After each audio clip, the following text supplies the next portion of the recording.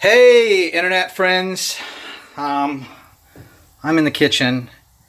I'm making some fried dates. You can see them here. You notice these don't have like that withered texture of like Saudi dates, right? Saudi dates, Tunisian dates. They don't have this. These almost look, the outside looks almost like a plum. and and these, because these are Iranian dates, they are Persian dates. They are definitely, I'd say that Tunisians are probably my number two date, because they sort of do what I'm doing here, is that they fry them and caramelize the outside in sugar. But I do a little bit different, actually. I use Dibs Raman, which is pomegranate molasses. I have some inferior pomegranate molasses here. It's not like you'd get in Syria or Lebanon. It's Azerbaijani pomegranate molasses. I have the choice here between Azerbaijani and Turkish, and the Azerbaijanis get their pomegranates from Iran, and they are definitely better than the initial supply of pomegranates that you would get from Turkey. The Turks do have the advantage of, they follow a process to make their pomegranate molasses very much like Syrians and Lebanese do. So you get sort of a nicer, thicker pomegranate molasses. So it's sort of a toss-up here. But yeah, I get asked a lot, like, what do you eat there? What do you make? What do you cook? And this is basically what I do. I butter fry dates, okay? I butter fry dates. And then right when they're about sort of saturated in this butter fat, I will take pomegranate molasses and I will pour it on there so that it burns and caramelizes and gives this crispy edge to it. It's just fucking fantastic, right? And then I'm gonna wrap them in cured ham. Like this is, I got some jamon curado, which is subpar. It's also like sort of a substitute. I mean, obviously the best would be like prosciutto de Parma or Hrvatski prosciutto, Croatian or Italian prosciutto. Here this country's too poor like to have proper Italian prosciutto. I couldn't find any. So I'm stuck with the Spanish jamon curado. So it's good. It's totally, like, it's not the chief flavor of it, so it doesn't matter. It doesn't matter what it turns out like, in terms of the pork content is like, it has to have that pork fat and that texture, but it doesn't need to be the Parma ham. Like, you can go without the prosciutto from Parma, Italy. It's not going to kill you. I figured, like, we need to have like a chat here, because shit is not actually going very well. Like, I think shit is sort of going awry, and I think it's going awry because nobody answers the question of how do you build fascism, right? And then acts as if they're doing that. And this is a very important thing, because I don't know about you, but I took a significant pay cut to do all this. I've sacrificed a lot. I've gone to prison. And I want to win. I actually want to transform the state and make it so the things that happen to me can never happen to anybody again. Like, that's why I'm in this. And I think that there's a significant number of people who are in this for other reasons, that they don't actually care. They don't hail victory, and that's a problem. So fascism is built in a very limited and specific number of ways. So one of the more common ways in the modern era is that you will have a state, right? You'll have a state, and it will be a foreign conqueror, basically, or a very well-capitalized foreign government will put a fascist regime there. And this is what happened basically with Pinochet, who had CIA backing. Of course, the Ustaše, right, in Croatia, they had this sort of ability to be built out because the German government was backing them, and the German government was very strong in that particular region of the world at that particular time.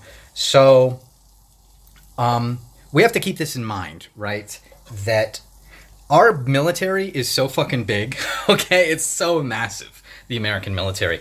If it makes a last stand on American soil, it can take the whole world at once. No one can stand against us. That's a fact. That's a fact. So that's out. That can't happen. That's not going to happen. It's not going to happen at all. So we're not going to have a foreign power like instill us as agents. It's not gonna happen. So what are the other things on the table? The other thing is a military coup. Like Francisco Franco, of course, had not only the good luck, of being in a position to do it. Do you know how impossibly lucky Francisco Franco was? He was part of a clique of military people, and most of them got killed by people who weren't him.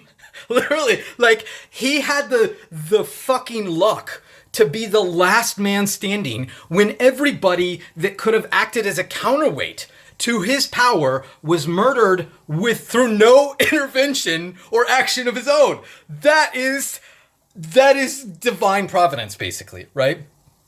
So control of the military is a valid way to go about this, but nobody in our community can be in control, that can even be near the military in this manner. If anybody's on our side and they're in the military, like, military people have no rights, right? The merest hint of political subversion and they're going to be out the door, right? Nobody in the military who might want to do the things we want to do can possibly even remotely participate in this community. It's not an option. It's not an option for them. So whatever we're doing, if a military coup is on the table, right, we can't be near it, because we will get that person sabotaged. They won't have any power when they're done. So, we can sit here and we can hope somebody will do a military coup, but it's not a strategy that we can plan for, right? It's not something that we can directly participate in. So what's the remaining thing? It's the most common method. It's the most common method for people that are trying to make a fascist dictatorship, to make it happen. And that is elections. Adolf Hitler had every single one of his friends elected to, their parliament, so that they could appoint him chancellor. And he did this by writing an extremely persuasive piece of literature that was a national, the most well-sold book in his country. Salazar was elected. Vargas was elected. Mussolini was elected. And most of these people, with the exception of Hitler, sort of, had a degree of tequila about it. They didn't put the plan, like Hitler put almost all the plan on the table. Like, everybody knew what they were getting. But, Mussolini, Vargas, these people sort of kept up the pretense of we're going to continue on with democracy. Don't worry. And then, a little bit into the term, they're like, yeah, joke. I'm dictator now. Like when it's time to go for the reins of power, that's when they go, and they're like, nah, this democracy thing, I don't think we need another election. But they don't come out with it, right? So, there's actually one other sort of scenario. And it's a very unique scenario, but the hyper-nationalist movements in Japan that were focused around, the revival of the imperial forces, this sort of came about in a very funny way, and that a handful of people on the island were the first to get guns. And they literally imagine, it's like playing a video game on God mode, right? Like, everybody has like bamboo armor and they got swords, and you've got fucking handguns, right? Like, this is actually one of the coolest parts of history. Nobody really acknowledges that, how awesome it must have been to be like the only guy with guns on the island. But if we are gonna have some sort of organic rebellion, it's gonna end up like Wat Tyler's rebellion and most of the peasant revolts, right? Which if you want to go read about Wat Tyler's rebellion, man, it ain't a pretty picture. And this was in a time when it was melee weapons versus melee weapons, right? Now it's going to be like we have AR-15s and they have tanks, they have airplanes, they have drones, like there's a group of people now. There's a group of people and they're literally poisonous. They're literally just utterly poisonous, and they're marching through the streets with stall helms and weird foreign symbols, and they're not actually convincing anybody. They're not building an audience. They are in this either as a hobby or something far more sinister. But whatever they are doing, right? And they are literally saying, these people are literally saying that elections don't matter. That they're irrelevant to them, which, like, we know we are not going to have a foreign power, right?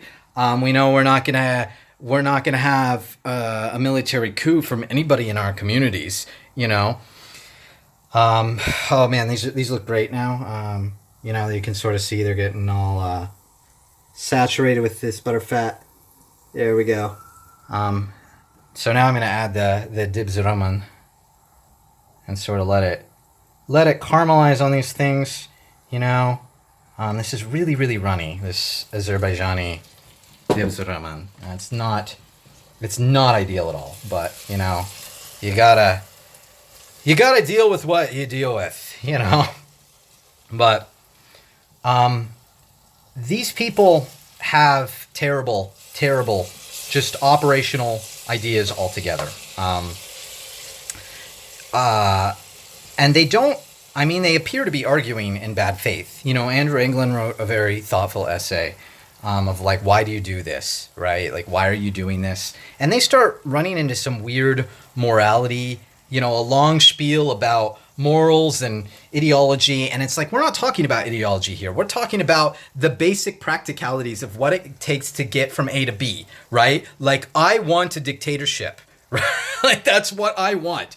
And I want a significant change in government. And I don't care about, I care far more about who than like some sort of ideology. I'm not going to sit here and spurge about like economics. I think that if the people who have subverted the economy are removed, then economics doesn't really matter that much. I'm no communist, but under Tito, Yugoslavia did okay, right? Like, it's not like the ideal economy, but it's certainly better than a lot of models in that. And I'm not like, Heimbach and Parrott, I'm not trying to sell communism here. I think it's a fucking stupid idea, but I'm just saying that in economics, it actually, like, ideas matter less than just reasonable people in the formation of a sustainable, decent economy, right? Like, as long as you don't have like a managerial cast that's like constantly at the helm of things, that's like just stealing as much as they can, then you're generally going to do okay. So yeah, that's my thoughts on it. But Jesus Christ, I just, we're not going to have, none of these people that are marching around in stall helms are going to go to the lab and get us a good technology, right? A technology that can somehow fight against airplanes, right? So the one thing that you can do, or there's two things that you can do. You can make products, right? Memes, you can make essays, you can make podcasts that people want to share that indoctrinate them into your ideology, right? That's the first thing that you can do that's actually useful. The other thing you can do is run for local office, right? Take a school board, right? A school board is a really important cultural battleground. If you get one person on a school board, you can stand up, you can grandstand, you can be like, why are they teaching our kids this fucking degeneracy, right? My grandparents came out of fucking high school knowing an extra language and calculus. And like now, like, they want to teach kids about 50 different genders, more complicated stuff than the math, than the science. And, you can make that argument from a position where you've been elected, right? And you have the backing of your constituency, and everybody's going to love you. Everybody's going to love you. Or you can go march in the street in an ethnic grievance march. And do you know who ethnic grievance marches are for? They're for, just look at the 60s, right? Who was marching out there? You had everybody that didn't actually end up in power, right? They were just tools. Tools. Do the blacks run America now? No, of course they don't. They just were used. They were used as tools, not to their own benefit, because, you know, the life expectancy of blacks now is way, way lower in relation to the national life expectancy. More of them are in prison. More of them have fatherless kids. Their expected income, you know, lifetime income is much, much, much, much lower. You know? Oh yeah, those are ready. Those are ready. Oh, beautiful. Beautiful, beautiful. Okay. So, I don't... ethnic grievance marches are to make yourself enough of a problem that you get a little bit more gives. That's what they end up in. They do not end up with you in power. People don't like the people doing ethnic grievance marches. They give them something to shut them the hell up. That's what they do. That's what they do. So if that's the kind of endgame that you want, I don't know why you're with us. Like, because I want political transformation. And if you march through the streets with a bunch of fucking goony retards, you're not out for political transformation. You're out for, you know, maybe a smattering of jobs, right? A little bit lower taxes, you know, but nothing that equates to, oh, we win. That's a fact. That's a fact. So, you know, you can continue with the meme war, right? And you can post. You can start actually doing what grown-ups do when they want political transformation, which is build constituencies, you know, go for some uncontested local offices, this sort of thing. But if you are marching in the streets like a bunch of, you know, degenerate leftists, then you are not actually part of a solution, right? Like you are actively hurting, because a bunch of people are going to see this and be like, oh, these people are a problem, right? These people are a problem. And, you know, how many people came to our side because BLM was a consistent nuisance and annoyance? A shit ton. A shit ton of people came. And now you're making us the nuisance and annoyance. Like, what the hell is wrong with you? Like, do you have any idea how far back you're setting this thing? You know, we used to be funny. Like, it was just a few months ago when we were like, we had a sense of humor, right? We produced stuff that people actually wanted to consume and share and whatnot. And now it's like we're the losers. and that's not true of most of the movement, because, you know, there wasn't a big showing to any of these street events. But you know, that's the media is casting it as if it's the movement. And the movement needs to take a step back and sort of disassociate themselves from this kind of behavior. Oh my God, this is so fucking good. You guys have no idea. You know, I can't even get the Persian dates in America. You know, I can't. Oh my God, dude. This never gets old. Never gets old, you know? Oh. Yeah. Basic formula. Persian dates. Dibs are on some of this thing. But, you know, I actually stopped talking to TWP a while ago, because I found out something about them. You know, I'm gonna link in this description, this video from a very fine attorney about how you shouldn't talk to the police. You know, how it's never a good idea under any circumstances. And there's nothing more timely and useful for this than the indictments that just came out of the Mueller investigation, actually. It was the perfect example there of why you shouldn't ever talk to federal agents under any circumstances. So George Papadopoulos is one of the two people indicted. The first one for him is Paul Manafort, and he just went down because of utter boomerism. You know, like literally, he took bribes from Yanukovych, right? He took millions of dollars in bribes. And instead of being like, yeah, I'm going to start a foreign trust and like leave some money for my kids, right? He bought 3 fucking Barbie dream houses, basically. He bought 3 multi-million-dollar homes, right? Inside the United States. So he had to patriate this capital, right? If he had left it in fucking Spurbank, if he had put it in fucking a Nevis offshore corporation, nobody would have known. Nobody could have ever found it, right? But this fucking idiot, this fucking goddamned total retard, right? It's like, I'm going to buy 3 fucking houses out there. You know, like this is why boomers are just scum, right? Like, I mean, they weren't white before, you know, like boomers were not white, but now instead of like Turkish, not white, maybe, you know, like, you know, maybe Levantine Arab, not white. They're like well into like Somali. Like, why are these people in my neighborhood not white? So... Yeah, that's my thoughts on that. Boomers deserve to suffer. I say that we should just call for Manafort's, like, you know, he should be permanently confined in solitary confinement, like at ADX Florence, you know, or at the SMU programs and like fucking USP Leavenworth where they tear gas you all the time, you know, like you get your fucking lunch, right? Yeah, like the tray pops open, right? And you're like, oh, like the doors, the little slots coming open. They're about to feed me. And they're like, nope, tear gas, lol. It's just to fuck with you, you know? And, but, but yeah, it's fucking great. You know, the special management unit. It's, you'll never understand how good this is. Once you follow the directions, and it's so good. I mean, if you ever had Parma wrapped melon, you know, things like that, but like a sauteed date with a crispy pomegranate edge, so much better. So,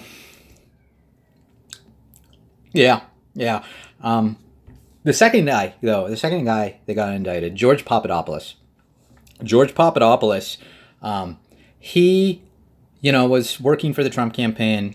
Some Russian professor contacted him, you know, with some innocuous Hillary emails that were gotten by FOIA, basically.